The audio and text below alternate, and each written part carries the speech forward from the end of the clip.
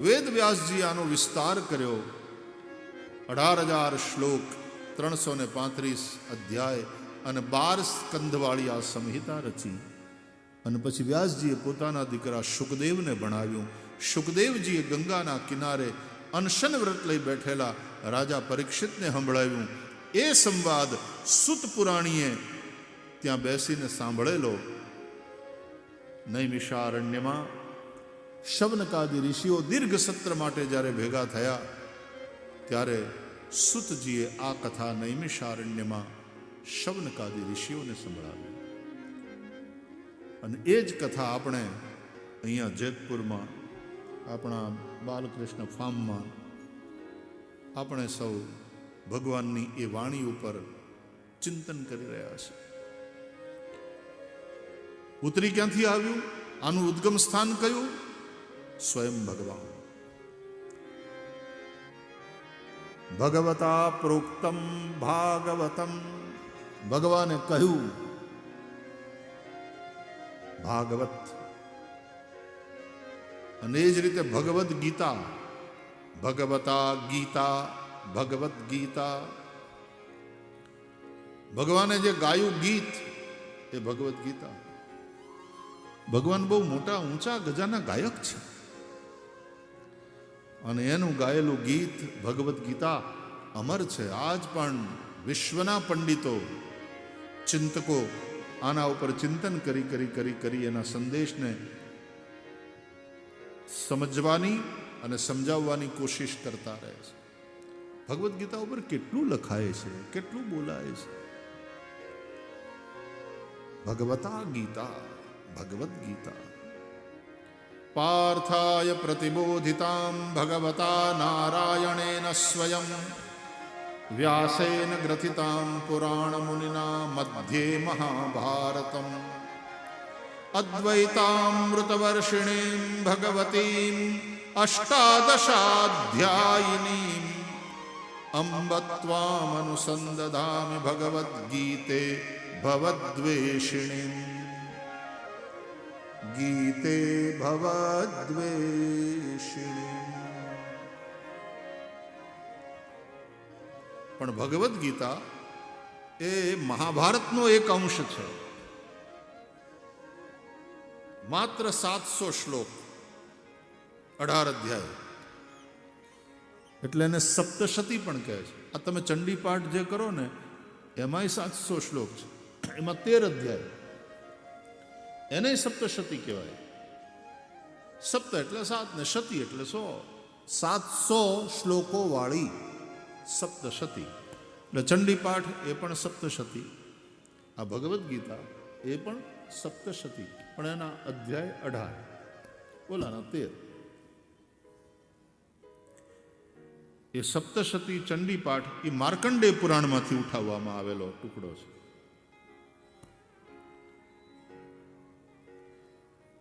અને ભગવદ્ ગીતા એ મહાભારતમાંથી ઉઠાવવામાં આવેલો અંશ છે. અને આ ભાગવત, આ જે પોથી છે એ ભાગવત, એના 18,000 શ્લોક. હું કામ સમજાવું છું કે ભગવદ્ ગીતા અને ભાગવત જુદા છે. ભગવદ્ ગીતા નનકુડી પુસ્તિકા 700 શ્લોકોની, ભાગવત એટલે આ મોટી પોથી. આમાં 18,000 શ્લોક, ગીતામાં 700. ક્યાં 700 ને ક્યાં 18,000? આમાં 335 અધ્યાય. મહાપ્રભુ શ્રી વલ્લભાચાર્યજી મહારાજ અનુસારે 3 ક્ષેપકના છે એમાં અધ્યાય, દશમ સ્કંદની અંદર બ્રહ્માજીના મોહના. અને ભગવદ્ ગીતામાં માત્ર 18 અધ્યાય. તો આપણે બધા સનાતની હિન્દુઓ છીએ, આપણને એટલો તો ખ્યાલ હોવો જ જોઈએ હવે કે ભગવદ્ ગીતા અને ભાગવત એ બંને જુદા. ઠીક હે? આ ભાગવત છે અને આ ભાગવત સ્વયં ભગવાન નારાયણનું વાંગ્મય સ્વરૂપ છે. तेनेयं वाङ्मयी मूर्तिः प्रत्यक्षा वर्तते हरेः। ભગવાન નારાયણની આ વાङ्મયી મૂર્તિ છે. શાસ્ત્રો કહે છે દ્વાદશાંગો વૈ પુરુષઃ, ભગવાન દ્વાદશાંગ છે, 12 અંગવાળા. એટલે ભાગવતના 12 સ્કંદ છે, એ શ્રીનાથજી બાવાના 12 અંગ છે. પ્રથમ સ્કંદ શ્રીનાથજી બાવાનો જમણો ચરણ, બીજો સ્કંદ ભાગવતનો એ શ્રીનાથજી બાવાનો ડાબો ચરણ, ત્રીજો સ્કંદ જમણી ભુજા, ચોથો સ્કંદ ડાબી ભુજા, પાંચમો અને છઠ્ઠો સ્કંદ જમણું અને ડાબુ ઉરુ જંઘા, સાતમો સ્કંદ દક્ષિણ પાણીતલમ, આ હાથ, આ પંજો. શ્રીનાથજી બાવાનો જમણો હાથ પ્રભુનો એ દક્ષિણ કરકમલ મુઠ્ઠી વાળેલી છે અને અહીંયા કમર ઉપર છે. આ સાતમો સ્કંદ. આઠમો અને નવમો સ્કંદ એ ભગવાનના બંને વક્ષસ્થળ. દશમ સ્કંદ એ ભગવાનનું હૃદય. એકાદશ સ્કંદ લલાટ. અને 12મો સ્કંદ એ શ્રીનાથજી બાવાનો ઊંચો ઉઠેલો વામ કરકમલ. ભગવાને વામ કરકમલની કનિષ્ઠિકા ઉપર શ્રી ગિરિરાજને ધારણ કર્યા, ગોવર્ધનને. એટલે આ 12મો સ્કંદ. આશ્રય લીલા. અત્ર સર્ગો વિસર્ગશ્ચ સ્થાનમ પોષણ મૂતયઃ મન્વંતરેશાનુકથા નિરોધો મુક્તિરાશ્રયઃ. 10 લક્ષણ છે શ્રીમદ ભાગવત. તો આ શ્રીનાથજી બાવાનું સ્વરૂપ છે. તો પાછળ શ્રીનાથજી બાવાનું જે સ્વરૂપ દેખાય છે એ જ સ્વરૂપ શ્રીમદ ભાગવત એ વાङ्મય સ્વરૂપ છે. તેનેયમ વાङ्મયી મૂર્તિ. નાથદ્વારામાં જાઓ, શ્રીનાથજીની ઝાંકી કરો. હે મારા ઘટમાં બિરાજતા, એ નેત્રના દ્વારથી અંદર પધારે.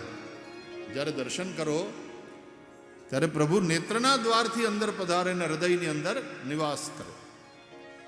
અને અહીંયા બેસો છો ત્યારે આ જે વાङ्મયી મૂર્તિ છે શ્રીનાથજીની, શ્રીમદ ભાગવત કથા સાંભળો છો ત્યારે કાનના દ્વારથી તમારી અંદર પધારે છે, હૃદયમાં બિરાજે છે. હે મારા ઘટમાં બિરાજતા શ્રીનાથજી યમુનાજી મહાપ્રભુજી. છેલ્લા 25 વર્ષથી ગાઉં છું આ ભજનને. હવે તો વૈષ્ણવ સૃષ્ટિમાં એટલું બધું પ્રસિદ્ધ થઈ ગયું કે કોઈ પણ સત્સંગ આ ભજન વગર પૂરો થતો નથી. હવે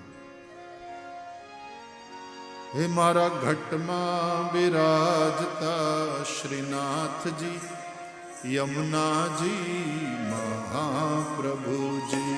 કે મારા ઘટમાં બિરાજતા શ્રીનાથજી યમુનાજી મહાપ્રભુજી. હે મારા ઘટમાં બિરાજતા શ્રીનાથજી યમુનાજી મહાપ્રભુજી.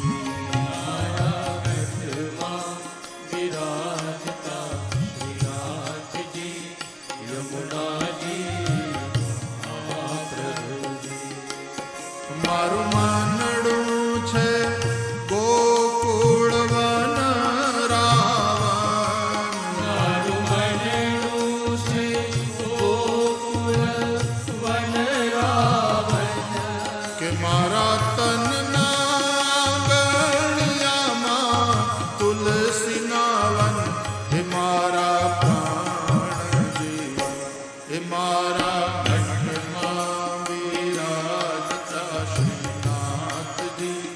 યમુના